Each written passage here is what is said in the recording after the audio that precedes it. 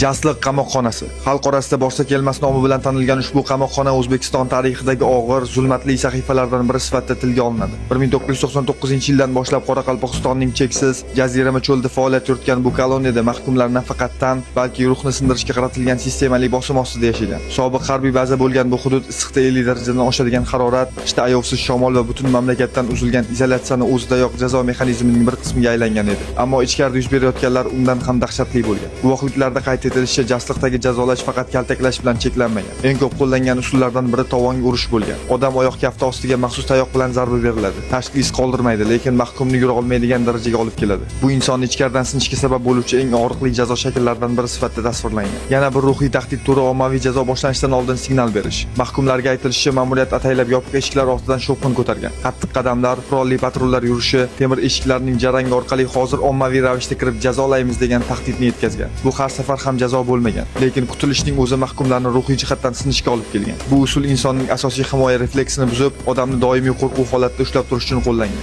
Jasliq qamoqxonasidagi qiynoqlarning eng dahshatli sifatida 2002-yilda 2 mahkumning qaynab turgan suvga solinib o'ldirilgani haqida qayd etilgan voqea tilga olinadi. Bu hodisa xalqaro maydonda keskin rezonans keltirib chiqargan. Inson huquqlari bilan shug'ullanuvchi tashkilotlar aynan shu voqeani Jasliqning shafqatsizlik darajasini ochib beradigan eng yaqqol misol sifatida keltirgan. Bu faqat qiynoqlar tizimli bo'lganining isboti emas, balki Jasliqning butun dunyoda qiynoqlar markazi sifatida tanilishiga sabab bo'lgan turning nuqtasi edi. Qiynoqlar ro'yxati guvohliklarda shu bilan cheklanmaydi. Muzdek suvga tiqish, issiq quyosh ostida soatlab tik oyoq turishga majbur qilish, sovuqqa qamash, yengil ovqatdan mahrum qilish, pushaymonlik xatlari yozishga majbur qilish, boshqa mahkumlar oldida tahqirlash, sun'iy ravishda tibbiy yordamdan mahrum etish, turli shakldagi jismoniy majburiyatlar, haddan tashqari gavjum kameralar, bularning barchasi yil davomida qayta takrorlangan. 2016-yildan keyin O'zbekistonda jinoyat ijro tizimini isloh qilish jarayoni chuqurlashdi. Davlat inson huquqlari bo'yicha xalqaro tamoyillarga moslashishni o'z oldiga maqsad qilib qo'ydi. Mana shu siyosiy irodadan so'ng 2019-yil 2-avgust kuni Prezident Shavkat Mirziyoyev tomonidan imzolangan qaror bilan Jasliq qamoqxonasi rasman yopildi. Bu nafaqat bir muassasa faoliyatining tugashi edi,